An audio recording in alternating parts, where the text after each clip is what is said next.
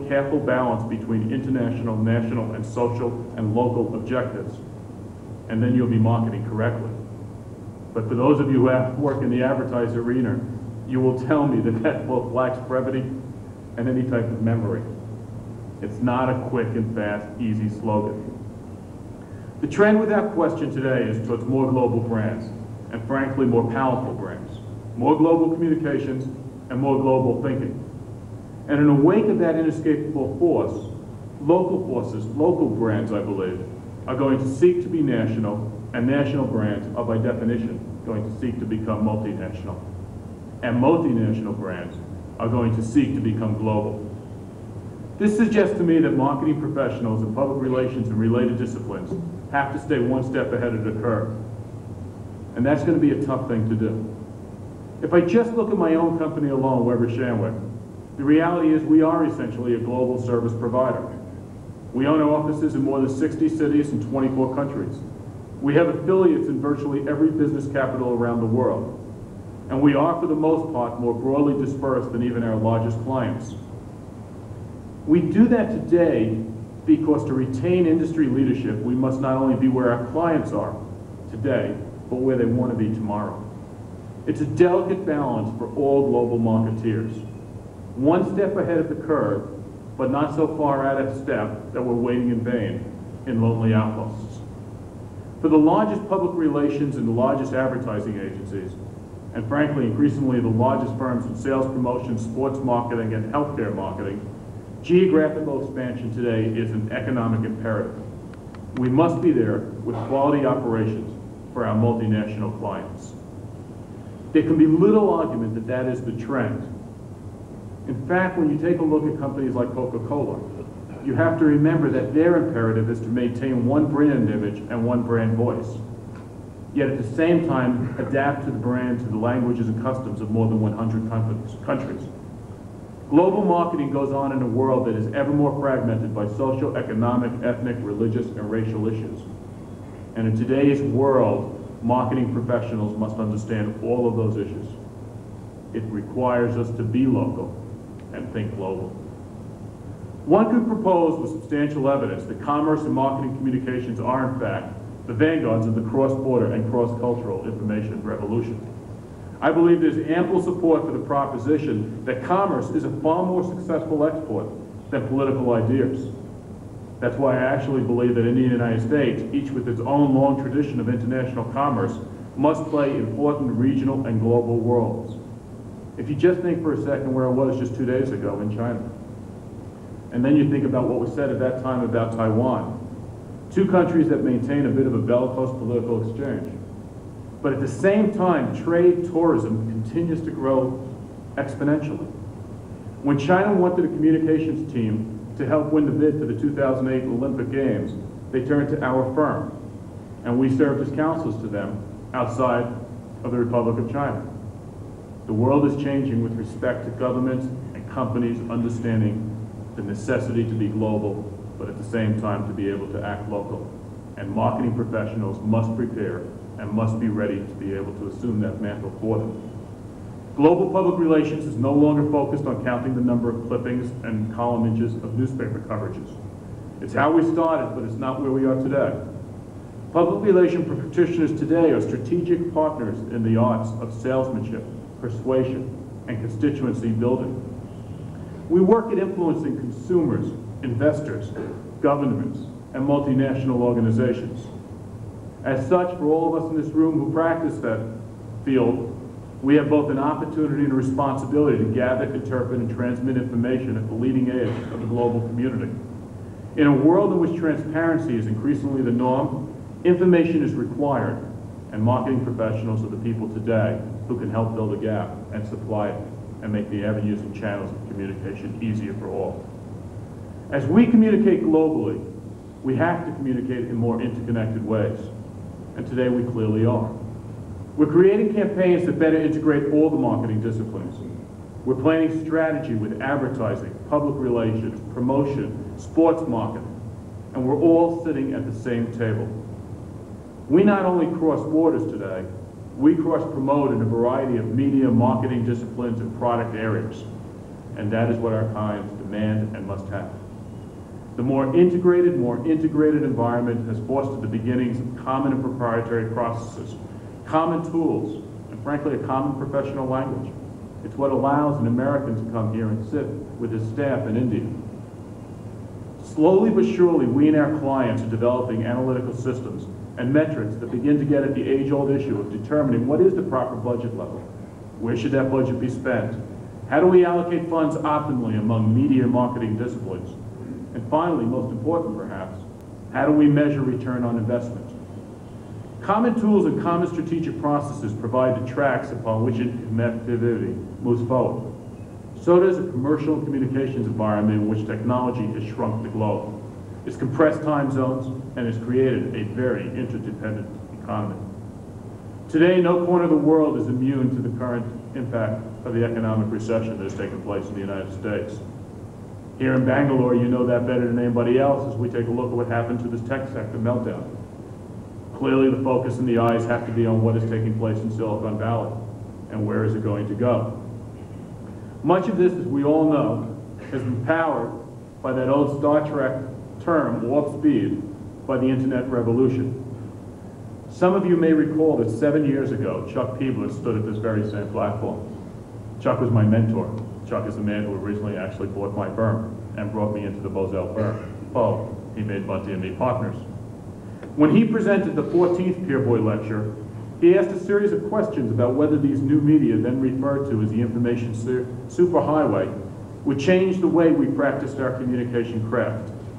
Those 7-year-old questions are no longer irrelevant. In fact, I take great glee, and took great glee last week, in reminding him of them. They seem naive in the clear light of hindsight. We have truly changed how we market brands and ideas. We've changed that forever. In the US and much of the rest of the world, there is never, and I mean never, a strategic public relations or advertising proposal that can go out to any client today that does not include some element of online activity. Today, I have the honor of running the largest technology practice in the world, but I have separate departments working on online public relations and client extranet development. And that is truly the future of my firm. My point is not to belabor the growth and power of interactive activity here in Bangalore. Rather, I simply want to remind us all just how yesterday we were at the dawn of this revolution. And as regards future change in Italy, I believe that this offers actually a cautionary tale. Today, I am told at a staff meeting that fewer than 5 million Indians have internet access through their homes or cyber cafes. I don't presume to have the slightest understanding of the time constraints, the economic or infrastructure issues that stand in the way of a rapid growth of this number. But of this I am sure. Sometime, probably sooner than later, that number is going to undergo explosive growth, and it will change everything in the marketing and governmental way. It will change how people act, how people think, how they vote, how they gather information, how they study, and finally, most important to many of us in this room, how they buy and how they sell. It will change everything, creating a unique set of social, political, and communication challenges. We are confronting that issue in the United States today, and quite candidly, we are still stumbling about trying to understand the impact it is having on the way we market our products. If you just consider 3 multinational issues that are today affecting every corner of every company, every place in the world, and think how that is beginning to affect how people think.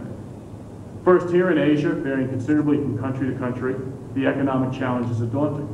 Stagnation to mild recession to deep and demoralizing depression, all of which is a result of the slowdown in the world economy. As in the case in India, if you operate in an open competitive fashion today, you're even more subject to the pendulum swings of the free economy and the free markets. We learned years ago that our economies are interconnected, and today on a personal basis, we're learning that that has some element of pain to it also. Enron's virtual overnight collapse has affected the pensions of retired grandmothers, as well as the leading banks and brokerage houses in every financial government. Every government and every institution affected by the financial markets today is trying to figure out what does Enron mean for the future. It has spawned a political debate about which industry should be regulated. and it has spawned a vehement debate in the communications arena about what the obligation of public relations practitioners are with respect to transmitting information in a transparent and open way. Look at what has happened in Europe when we think about communications and the impact there. The euro has become the dominant currency in 12 countries. By March, it's going to become the only currency. Who would have imagined the absolute disappearance of francs, marks, lira, and pesetas? Think how disoriented just a couple of months ago every newspaper columnist in the world was writing about how the euro would not be accepted, how senior citizens would have huge difficulties in finally accepting a new national currency, how people would reject it because of the loss of nationality. Today, the reality is the euro was the most successful new product launch I have ever seen. People wanted that currency as quickly as they could get it. And why? Because I think there was a masterful, well put together commercial campaign to basically get people to accept a new product.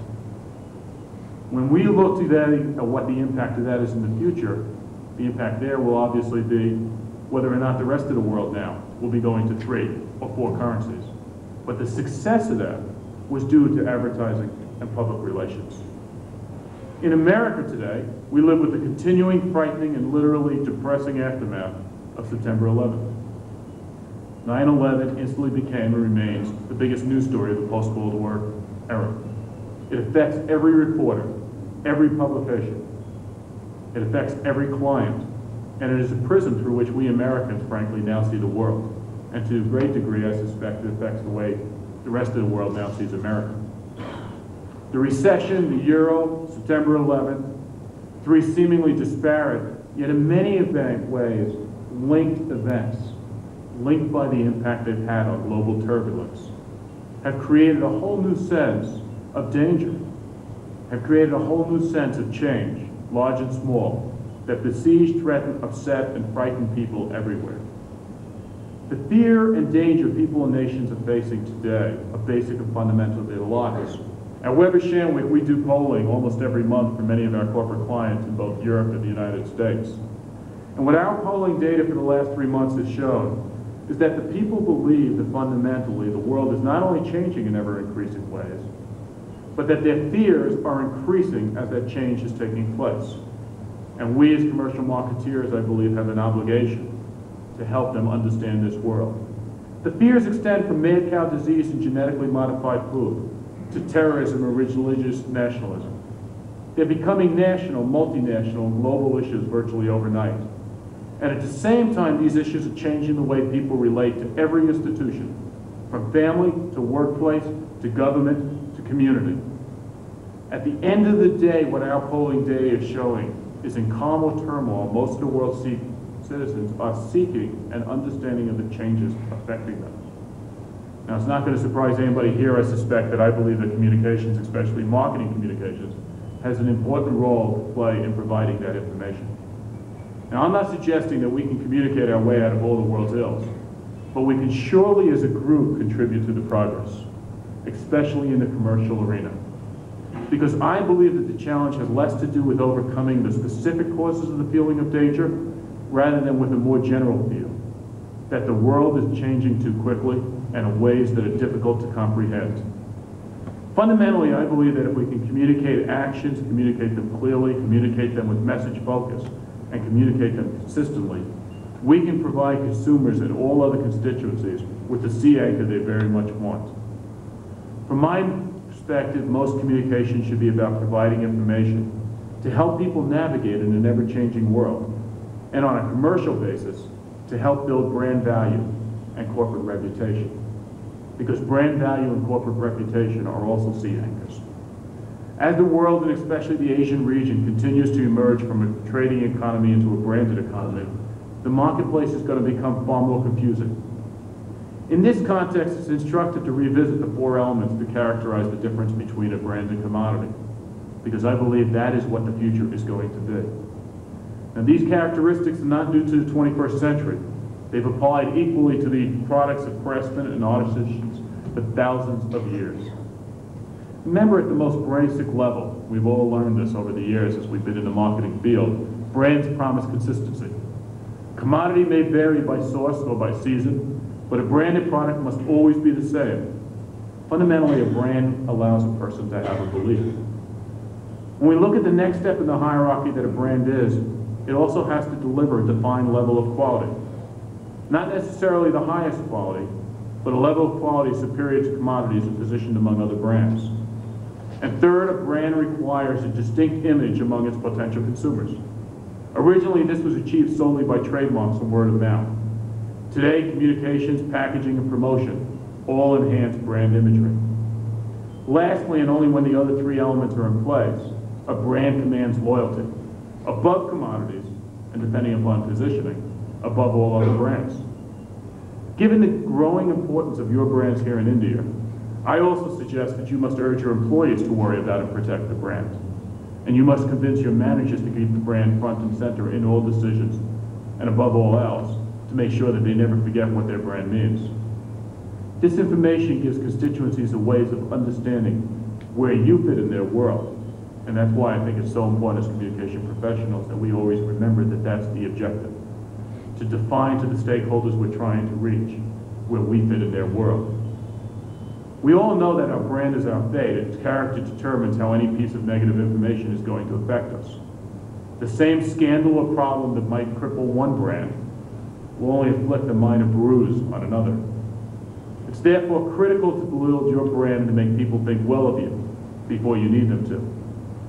Good brands protect companies from inevitable mistakes.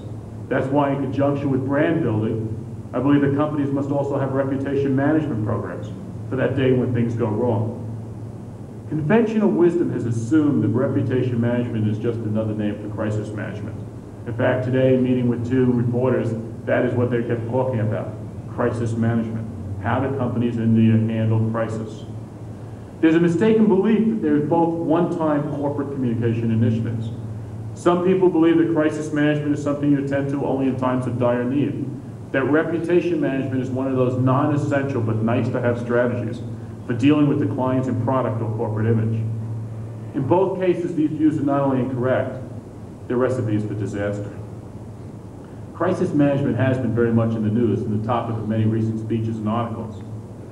But let's talk for a second about reputation management and how it affects and how it complements brand management. There are three complementary definitions of reputation management for a start. First, reputation management is just another way of defining trust management or trust marketing. It's one of the most important elements of any brand and any marketing campaign. Trust is like one of those suits of armor. Some suits are strong, shiny, up to date. Others are rusty, ill-fitting, and left over from last year. Sometimes they're even left over from the last war. Good armor not only lets you go into battle with confidence, it literally protects you from the slings and arrows in the marketplace. For instance, think of Bill Clinton, and think of somebody who we in the United States unfortunately spent way too much time thinking about, but in this case I hope it's instructive, Monica Lewinsky. There's a reason why he survived that issue. Bill Clinton had a suit of armor on issues that people, in the end, truly cared about. The then healthy economy and his unbelievable focus and commitment to reminding people every day that that was what he was worried about served him as the defense against the slings and arrows. He understood what trust management was always about. The second definition is that reputation is inevitably tied to brand position and brand strength. Remember, a brand is not just a name and a logo. It includes those elements of consistency, quality, image, and loyalty that I just touched on. Similarly, corporate reputation can't be separated from brands. A corporation may be a single brand, or in most cases of large corporations, a stable of brands. So corporate reputation is tied to those same elements, which together comprise the consumer promise of the brand or brands. The third definition is perhaps the one that's most narrow, but also the most relevant, because it relates to the field that I work so closely in, the media. Reputation management determines the degree of credibility that the media and the public ascribe to problems a company may face. Reputation issues will impact brand loyalty, stock prices, and personnel recruitment. The media makes its judgment on all of those issues and on a company's entire value through a filter, and that filter is going to be determined by the media's perspective of the corporate values, history, and brands that comprise it. The best quote I ever read about reputation management came from the American investor Warren Buffett. He understood the issue of reputation management in very simple terms. In fact, he always has a tendency to bring things down to very simple terms. He's quoted as once telling an employee, "If you lose money for the firm by bad decisions, I will be very understanding." I've always questioned that myself, but this is his quote. But he then said, "If you lose reputation for the firm, I will be ruthless."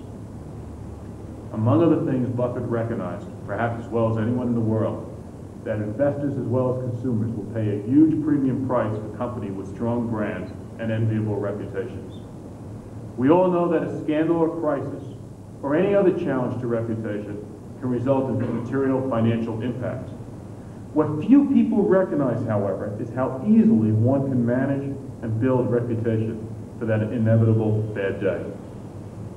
To do that, you must first understand your current reputation, and research will help you find out what your constituents, whether they be investors, governmental authorities, employees, customers, really think about that company. After you determine what your current reputation is and what its shortcomings may be, it's relatively simple for those of us in the marketing arena to understand that you have to launch a campaign to correct those deficiencies.